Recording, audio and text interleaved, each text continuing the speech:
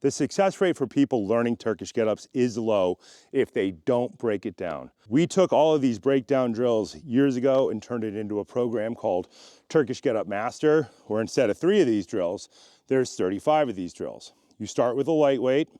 If you get something like an adjustable competition kettlebell, you can practice all the breakdown drills with a light weight and then add 1 kilogram and practice them all again, and then add a kilogram and practice them all again.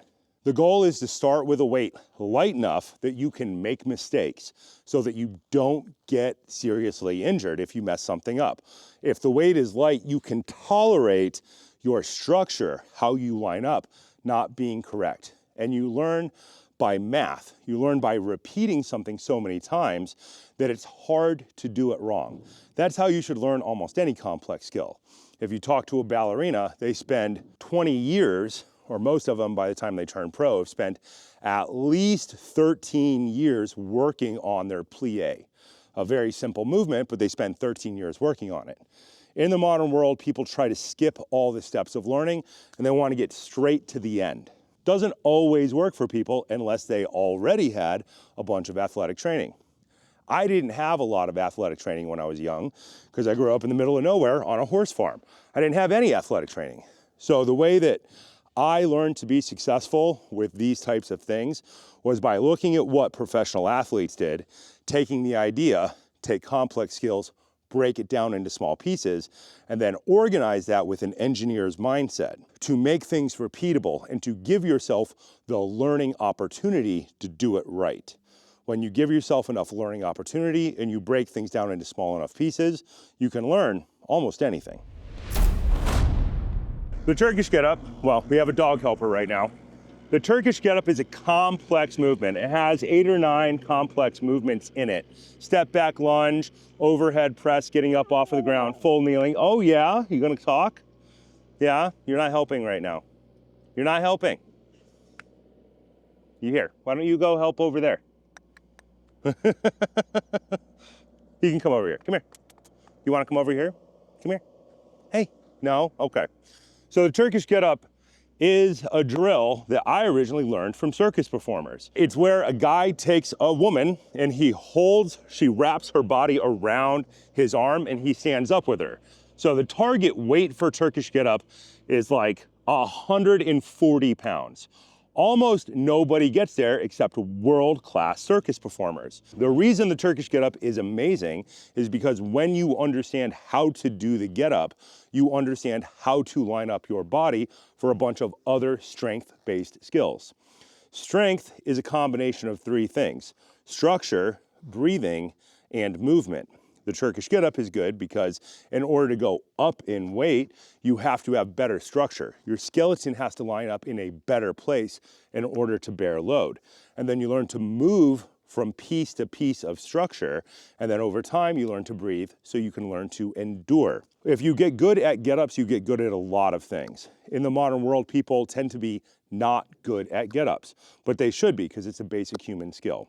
When you're young, when you're a baby, you're on the ground, you learn to roll over, you learn to get up. Then you start to learn to walk and you learn to fall down without getting hurt and then get up again.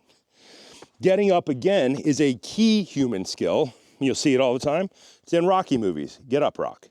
So one of the first things that we want to work on is the intermediate position, halfway between down and halfway between up. This base position, we want to make our core strong here and put our hip in the right spot so that we learn to activate our core and our shoulder in this position. This first drill is a half kneeling. This is called a half kneeling position. 90 degrees in the lead leg, 90 degrees in the rear leg, clean and press to a windmill. This is already a complex movement. We're in our half kneeling position. The distance between our lead foot and our knee is standing distance, just like it will be when we stand up. Step straight back, get your spine upright, drive this hip forward. Feel a stretch in this hip, just in this resting position. Thumb points towards the sky, thumb points down. Grab the kettlebell, clean.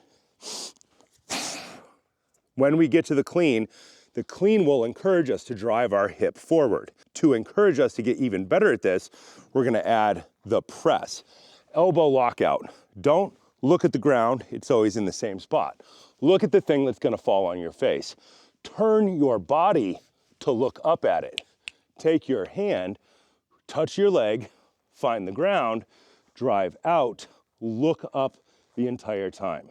When we come up, there's going to be a screwing position in the spine. Think of this as a side sit-up. Screw the chest towards the front, bring the weight down, clean. Push back, touch it down. Reset each time, especially if you're going up in weight. Clean, drive the hip forward, feel a stretch, open the shoulder, press, eyes up, touch your leg, find the ground.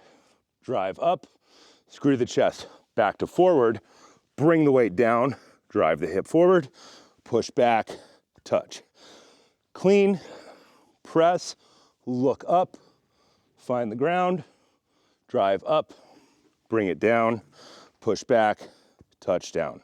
This is the first exercise that we deal with because it's the middle of the exercise. Next up, we're gonna work on the step back part. This is a part where most people have a ton of trouble.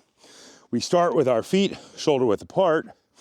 We're gonna do a clean, a press, and then from here, we're gonna step back and lean back. What most people do is they step back too shallow because they don't want to step into the unknown. That's why we use a mat. We know as long as we're on the mat, we're in the known. So the hard part for people is stepping back and shifting down. Most people will step back shallow, touch down, and then they'll be all compromised in this mid position. Let's start with our standing clean and press. The clean allows us to reload our spine each time and rest the shoulder in each rep. Clean, think of that as the reset. Open, press, step back, shift back, drive that hip forward. You'll notice we're in the half kneeling position here. From here, we're gonna drive with the lead leg up, squeeze the glutes at the top, focus on maintaining elbow lock, bring it down. Thumb points back to do the clean. Think of that as the reset. Press, step back, find the ground, shift back, push this hip forward. Drive up with the leg, think about elbow lock. Bring it down, reset. Clean, press, step back, shift back, drive the hip forward, drive up, bring it down, push back, and set it down. In the first exercise, we started in the half kneeling position, the midpoint, the sticking point for most people. The second exercise was clean press, step back, so we can work on our stepping distance. We worked on the middle, we worked on the top. Now let's work on the bottom. This one is the one where people have the least amount of success. This is the hip pass part of the movement. It's part of almost every get up. So you should be really, really good at it. We're gonna go back to the setup that we already learned in the first movement, the half kneeling clean and press windmill, which implied finding the ground. We're gonna use that as the setup. Press up overhead, lock out, eyes on the bell, find the ground. From here, this is the hard part. Lift, sit through, drive your shoulder away from your ear, drive the hand up, up, up. From here, this is the hard part. Lift for the float, bend the leg, bring the knee all the way back. Let's try it again. Lift, work on the float, eyes up, sit down, drive the shoulder away from the ear, lock both arms out, lift up, bend the leg, get back through. When you're done, orient up, bring the weight down, and set it down with good technique. Life is long. Kettlebells aren't going anywhere. They should be a lifelong skill. It is not a 6-week program. You don't just get in shape in 6 weeks and be in shape for the rest of your life. You work on it 5 days a week, 10 minutes a day, 20 minutes a day. Over time, you'll eventually fill an hour a day, but you should never run out of things to do because there's an infinite number of complex skills and you can always find a way to load them.